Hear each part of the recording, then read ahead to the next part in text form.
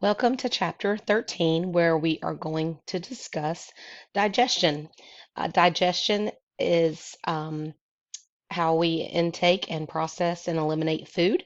It literally starts in our mouth and it ends at the anus. There's a lot of things that happen in between our food entering our mouths, going down to all the anatomy, the esophagus, the stomach, duodenum, small intestine, large intestine, rectum, and then exiting at the anus. Peristalsis is how our food makes its way through the organs of the digestive tract with wave-like contractions. And there's enzymes that the book will mention and review that helps to get the food down and moving through. Always try to drink water while you eat. That also helps ease food passage through your digestive tract. So this is a great picture of the GI tract. Doesn't matter male or female, the GI tract is the same. Dun, dun, dun. Let me see if there's anything in here I want to look at. So yes, it talks about the mouth, the teeth, the tongue, pharynx. Pharynx is mentioned again, the esophagus. The food travels down the esophagus. And the liver's part of digestion, the stomach, duodenum, pancreas, transverse colon, descending colon, all the different names for the large intestine, small intestines in there also. You're going to read all about this. Organs of the digestive tract, there you go. Not in any particular order. Well, maybe so, but the anus is not, well, I guess the anus is not an organ, so, or the rectum. The mouth to the stomach. So this is a great anatomical picture. Oh, we're talking about teeth. For me, you do not need to know this about teeth. That's great if you're a dental hygienist or going into dentistry. You can learn it, but I'm not going to quiz or test you on it. Oh, look, there's the dental hygienist is mentioned as the health profession for the digestive tract. That's perfect. Small intestine, you're going to read all about that. Da, da, da, da. Mm-hmm. Mucosa is mentioned here. This is at the cellular level. Excuse me, I've been a little under the weather. Then the book goes into the large intestine. This next page speaks or mentions the accessory organs. So you'll learn about the salivary glands and how they secrete enzymes, that amylase that begins the starch digestion. A lot of hot topics. I wouldn't say research. I think there's always been research, but a lot of hot topics on right now, especially if we should or should not be eating starchy food, if we were meant for that.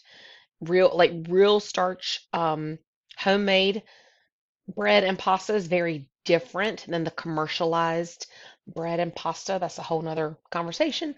And then there's even more topics, not quite research, but topics of how many vegetables is too many to consume versus meat, like poultry, carnivore-ish diets. So to be continued. We'll probably study that throughout mankind, right? Like what's the best? My personal opinion, and just coming as a nurse, I've been in nursing 27 years, 27 and a half. Anyway, everything in moderation is probably okay, but very, very good moderation. Okay, back to medical terminology. These pictures do a great job with the anatomy.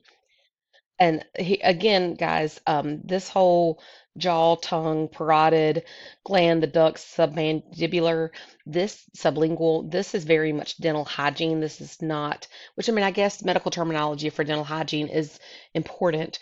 And you can learn this if you're deciding to go into dental at all. But for healthcare, we focus on organs, not so much the mouth, because we leave it to the dental people.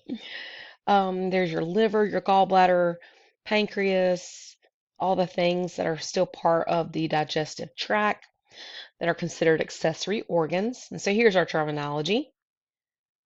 The anus, the appendix, bile, cecum, colon, common bile duct, duodenum, enzyme, esophagus, and there's all your meanings.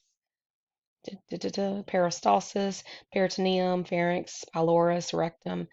I'm just reading these. I know you guys can read too. Root words related to the digestive system. So buc or buccal, that's cheek, bucoversion toward turning toward cheek, dent, dento, denti, that's tooth or teeth. Um, Edentulous would be without teeth. Review these root charts. They're full of information. Exercise. Here's another table. I said chart, but I meant table. Esophago, gastro, pyloro, enero, duodenum, jejunum, ileocecal, sigmoid, recto, etc. That page is full of tables.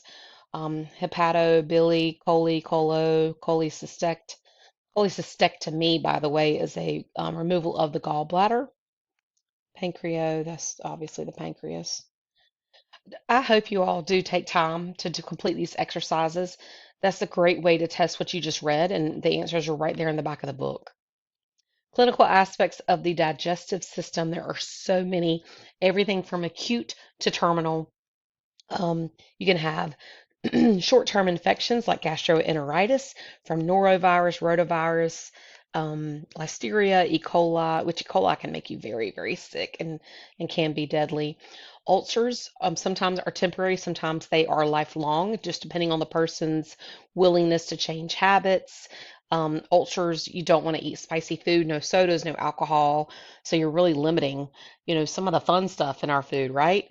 But you got to get better to get rid of that ulcer. Also, stress can cause ulcers. Read all about those ulcers.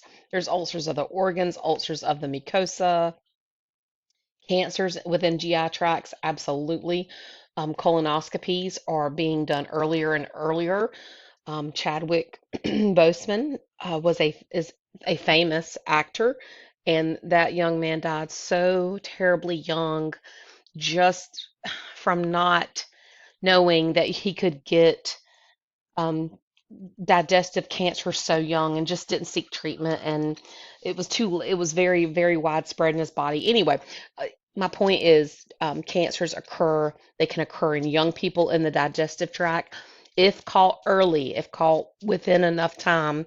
It can be treated. It's actually, I think, one of the most second curable cancers, I think, anything in the digestive tract, but it can also be very quickly deadly because it's so vascular, and obviously our food moves through there, and so it can spread throughout the body because of the blood flow, etc. But yes, so GI tract definitely can be a cancer issue. Colonoscopies, that's one of the things that happened after Chadwick passed away, is you can get colonoscopies earlier now, and insurance companies will cover the cost of that. And so that's done by endoscopy. You can review all about that.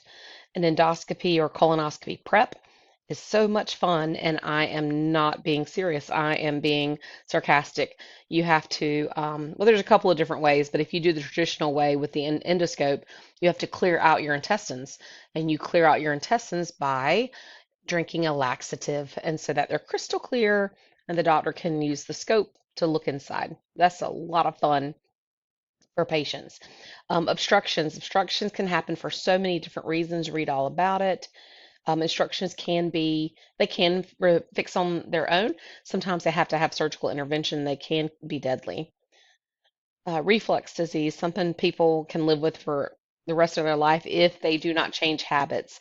I would not say reflux is hereditary lifestyle choices, or it can be hereditary, or um, what your family eats and drinks is typically what you eat and drink, even if your body doesn't agree with it. But there's a whole billion-dollar industry for reflux, so think about that too. And there's certainly ways to cure it, but this industry says, here, take this, and don't worry about fixing your habits. Anyway, inflammatory intestinal disease, yes, Crohn's and ulcerative colitis. Now, to my knowledge, there's no cure for these type of diseases within the GI tract. So, in other words, I've been saying you can change habits.